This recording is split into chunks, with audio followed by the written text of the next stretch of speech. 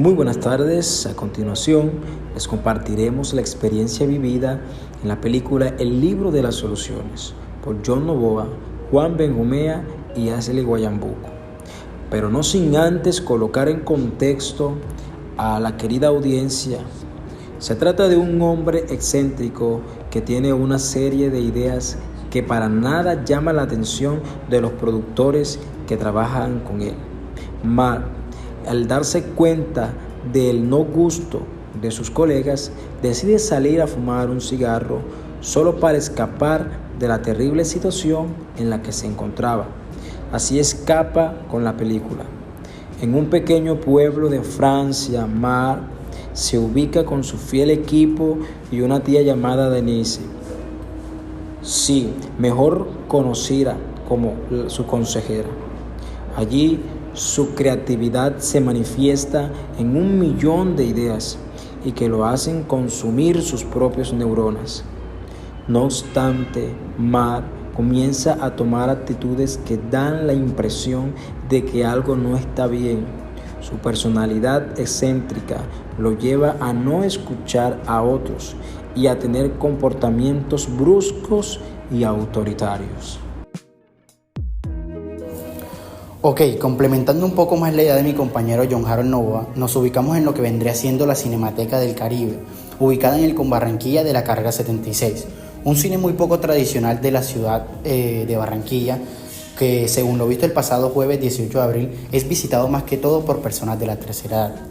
En este mismo orden de ideas, también se pudo identificar que es un cine con muy poca capacidad, con una muy poca amplitud, lo cual da cierto ambiente acogedor, algo que puede ser un poco contraproducente para la comodidad de los espectadores. Asimismo, entre las cosas por mejorar, se podría mencionar su aire acondicionado, que muy poco nos abrumaba como normalmente sucede en los cines. No obstante, dejando a un lado esas cosas un poco negativas de la Cinemateca del Caribe, se podría también exaltar que en cuanto a sentido audiovisual no hay mucho por mejorar, puesto que se contaba con una perspectiva muy nítida en cuanto a imagen y audición de lo que se estaba visualizando. Ahora bien, entrando un poco en contexto de lo que vendría siendo la película, me pareció muy interesante la manera en que se ilustra la vida de los directores de cine o directores de X o Y producto en general. La lucha interna que viven ellos dentro de sí con tantas ideas o con tan pocas ideas, y el no saber qué hacer con tanta información, el no poder organizarlas bien dentro de su cabeza, es una lucha que puede generar mucha locura e incluso paranoia dentro de ellos como personas. Desde ese punto de vista nos pareció muy interesante cómo evidencian esto dentro de la película, porque es algo de lo que muy poco se habla y podría ser un problema muy complejo a tratar o investigar, por supuesto. Por otro lado, también es interesante saber de primera base lo que viven, cómo lo viven y cómo conllevan todas estas situaciones. Y pues leyendo un poco más acerca de la película y de su director, pude encontrar también que el Libro de las Soluciones mezcla no solo humor y drama, sino también surrealismo galopante, creatividad, animación e imagen real, reflejando en su formato metacinematográfico el fondo y trasfondo de su historia, para convertirse en un espejo que, antes que reflejo del artista, es una ventana a su mente hiperactiva y peligrosa. Tras rodar La espuma de los días, Gondry, que es el director, sufrió una profunda depresión que le llevó a ser medicado y diagnosticado. Y no solamente esto, sino a luchar contra el miedo a la pantalla en blanco o llena de vacío, y a reinventarse para salvar a sus seres queridos de un comportamiento errático, obsesivo y peligroso. Y el resultado de todo esto, de toda esta lucha, es el Libro de las Soluciones, por donde desfilan personajes y situaciones personales que en sus manos adquieren resonancias universales aplicables a la eterna lucha de todo artista consigo mismo.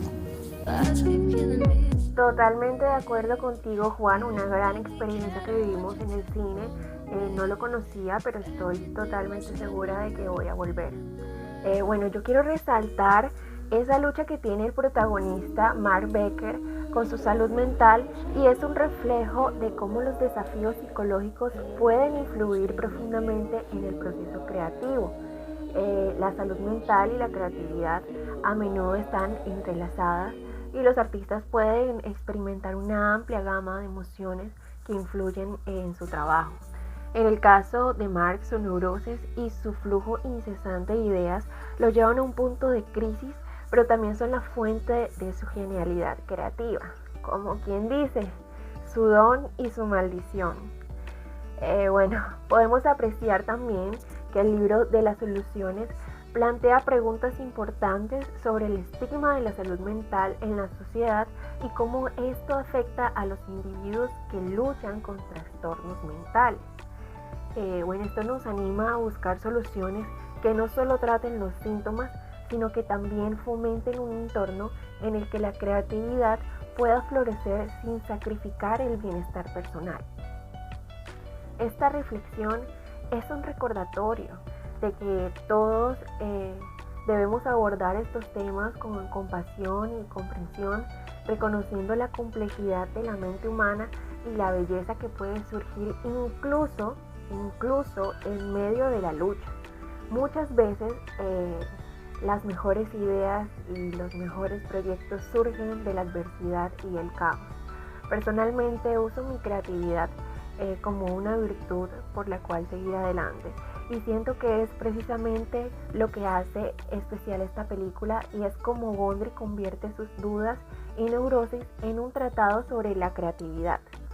Es interesante cómo la película juega hábilmente con estructuras cíclicas y guiños metacinematográficos, mientras reflexiona sobre los peajes emocionales y prácticos que conlleva toda creación artística.